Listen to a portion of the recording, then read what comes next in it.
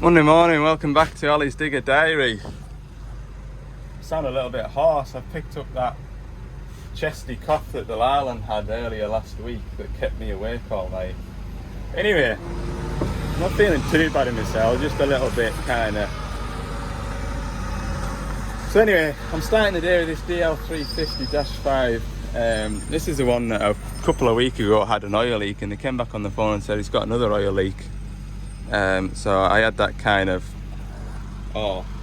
did I not get the right oil leak? But no, this is in a completely different location. He's just showed me. It is at 90-degree elbow there. It's leaking from below them two bolts. So that's a hydraulic feed pipe off the pump. It's going to be rather messy, I'm not going to lie. I don't know whether to take the pipe off and then take the elbow off, or whether to take it all off as I want it yet. I haven't decided. It won't be too bad to get to. I can reach it from here. But it's going to be clarty, look, really clarty. So before we start taking any pipes off the machines, we're going to turn the ignition on. Wait for that emergency steering to finish. Turn the radio off, then I don't get into trouble. We need to release any pressure stored in the accumulators, so we need to wobble this joystick around so there's nothing moving. Pump the brakes at least, what was it, like 9 times I think it says in the book. That should release any stored pressure for the brake accumulators. Turn the ignition off. Come round to that hydraulic tank.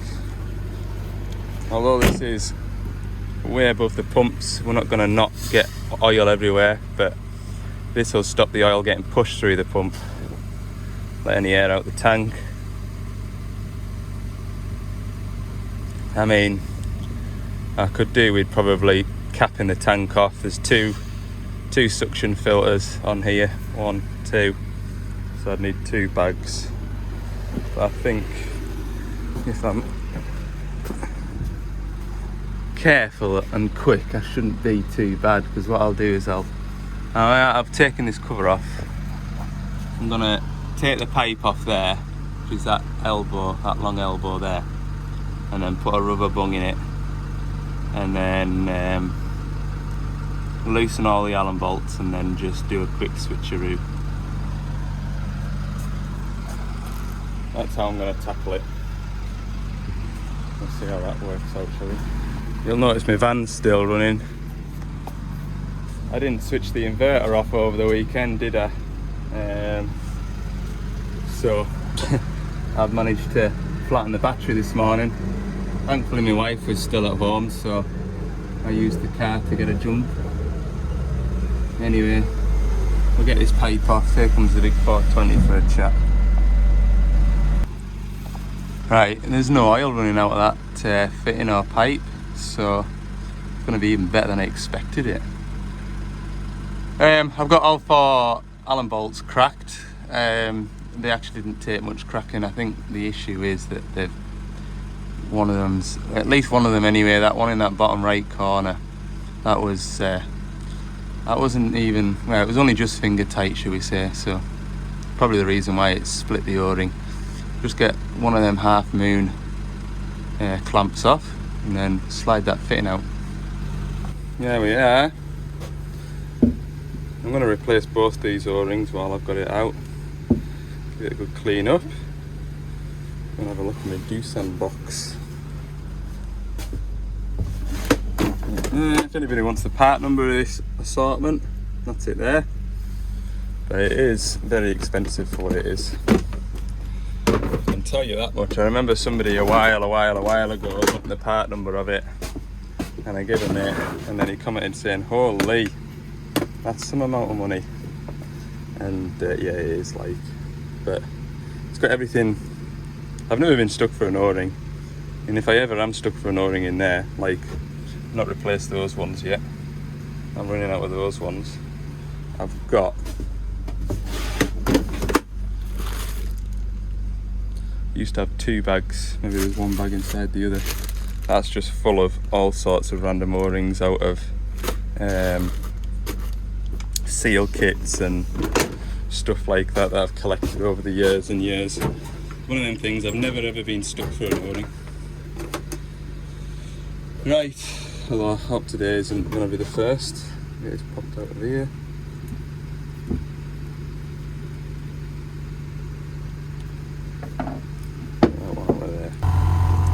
Right, there we go. 2 new O-rings. That one's going to fall out. Pop that back in. Right, we're going to slip this in. This has turned out to be easier than I thought. Okay, so I've got my fitting fitted. I've left it loose so I can get the correct angle for that pipe. So I'm going to run that pipe up, finger tight, and then tighten the fitting up, and then finally tighten the pipe up. Top tip, if you see, I've had to use an Allen key on that one there because it's sort of blind from the fitting. I just want to give it a right good nip up. So I've got an 8mm socket I can slide over the end of here.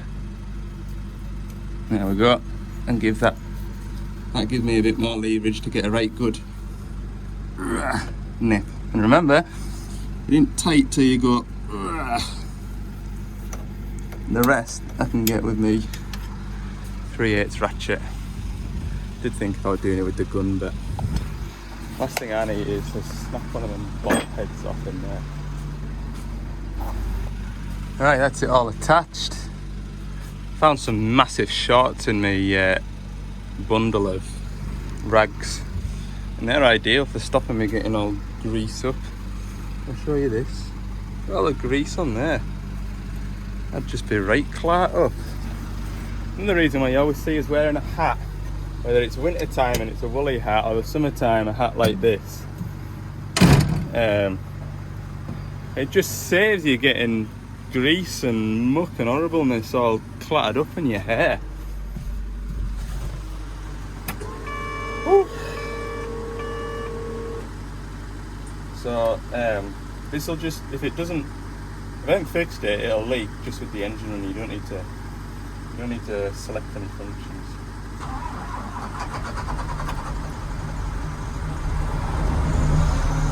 Not so keen on starting that, was it?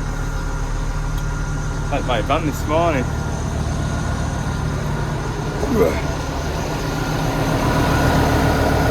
Still leaking. So that adapter must be damaged. Great. Lovely. Well, there's another job on the to-do list. Tried again, off camera. I got another seal square, because I've always got away with it. See, in that seal it was like a square shape O-ring. And the first go I used a round O-ring. Well, I ratcheted out a square one out of that little bag that I showed you, fitted it, and if anything it was worse. So that it's either the elbow cracked or it's the body of the pump, and it's leaking up one of the screw holes because it's kind of coming out next to one of the Allen bolts. I hope it. I'm gonna. Obviously, you're gonna. I mean, the second time I took it off, cleaned all the surface up and had a good look. I couldn't see any cracks in it on either bits, but I mean, what's a fitting gonna be? 50 quid max. You're gonna try your fitting, aren't you, before you commit to saying, oh, the pump's cracked. Could do without that being a job. I mean, that's a cab off job ideally, but what do you do? Anyway, I'm full of good news today.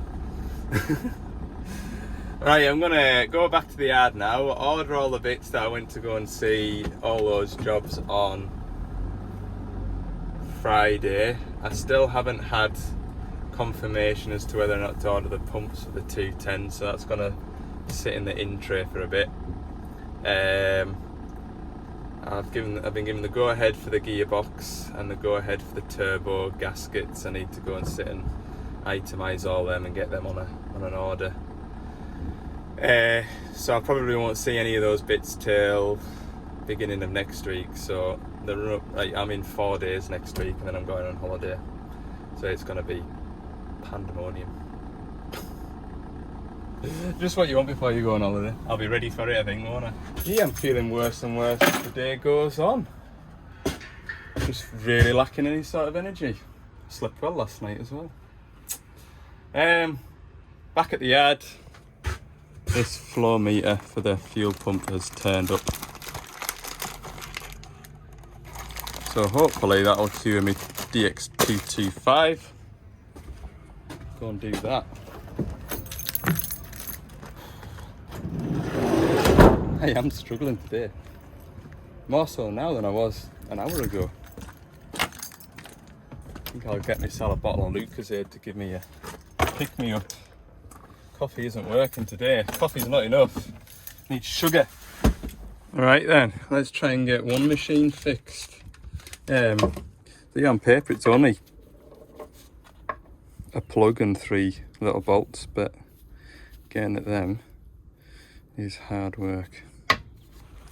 So I've got the right Torx bit. I just remember this being a pain in the backside. The last time I tried to do this was in the middle of the woods and it was pouring with rain, and I mean pouring. I was totally fed up. Let's have a go. There we go. It's out. That has taken a lot of effort. Yeah, I haven't enjoyed that, like.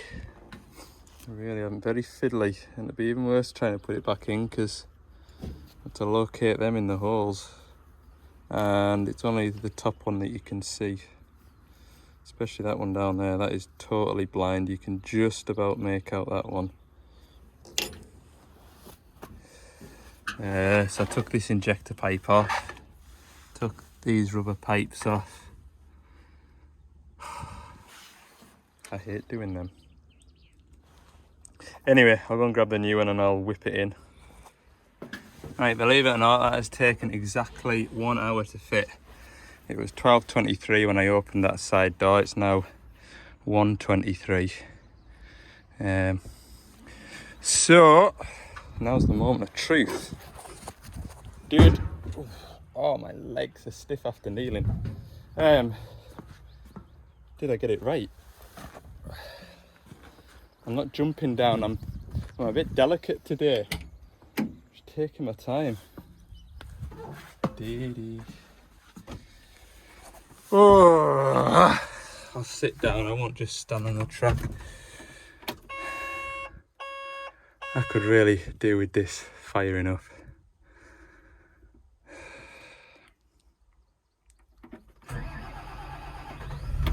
Oh!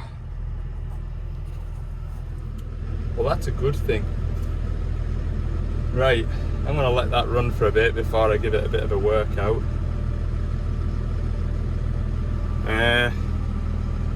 That is really good. That's the best thing to happen in my work day for the last 3 work days. Oh, obviously I've had the weekend off with the kids and that's been nice, so I can't compare it with that. That's a different ball game. Oh, I didn't even lose any screws. My spare screws will stay spare and they'll go in my little box of assorted screws. And finally, for the end of the day, I'm gonna pick up where I left off with this. I remember where I got up to. All these connections in here were going to get a tidy up, weren't they? These earth straps. So that is next on my to-do list. I'm sure there's some relays in the back of there, but I'm pretty sure you have to tip the cab up, and I don't want to do that at the minute. So I'm going to clean everything up in here, put the battery back on and see what I've got. Okay, so I put the battery back on. Cleaned the earth strap up down there, that was fine. Took the terminals off the back of the isolator. To be fair, they were alright, they just looked worse than they were. I've cleaned everything up with the wire wheel on the drill, put the battery back on, turn the ignition on, and there's very little going on in here. I've only just got a screen there, but it keeps flickering and coming on. There's a relay in the back of here clicking in and out. So I thought, right, that's my battery voltage. So battery voltage is, can I do this one-handed? Go and get a crocodile clip, hang on.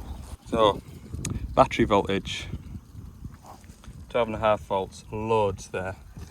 But I'm not getting enough power into the cab to power up even the gauge panel. So power then goes to here, which is the isolator. Very little voltage drop between there and there. Go across to the other side of the isolator. We've got 10 volts coming and going.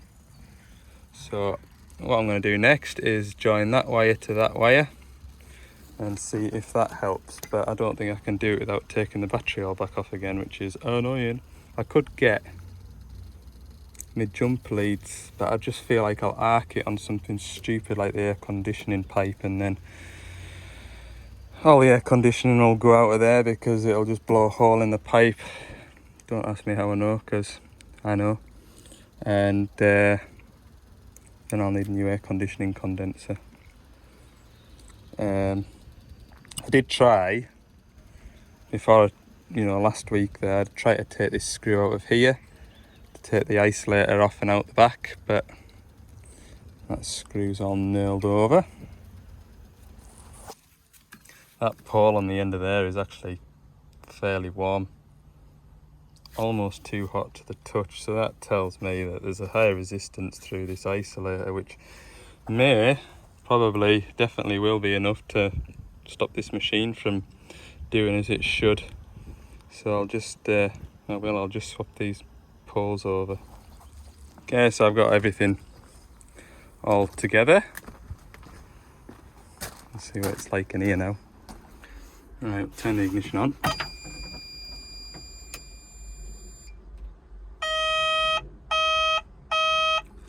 Well, that sounds good. There we go. We're up and running. Unbelievable. So all this machine needed was a battery isolator switch. But to be honest with you, I'm pleased I had a good route over it, because it would have ended up with a hitch on it, getting new tracks, and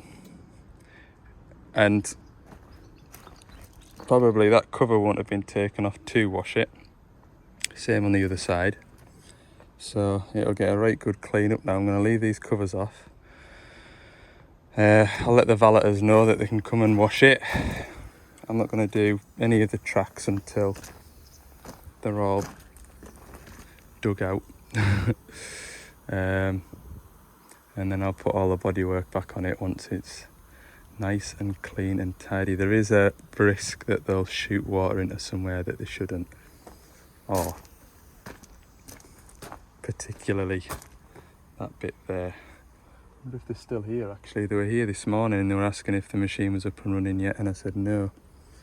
I'll maybe have a wander over, see if they're here, and I'll just tell them to give everything a good wash off, but avoid washing that bit.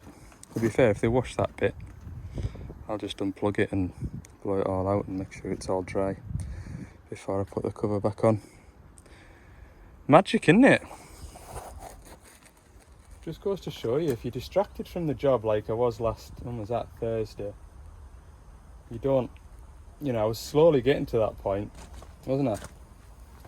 But I was just, like I say, pulled from pillar to post, on and off the phone and stuff like that. So good, that's a good end to my day. Yeah, right, I'll go and see if they're here actually. Right, it's 5:05. I'm giving up. I'm gonna go home, have my tea and have an early night. I feel rotten. It's a shame really, because the weather's really nice. Oh, yes, thanks for watching. Like this video. Subscribe if you haven't, and I'll see you in the next one. Hopefully I'll feel a bit brighter.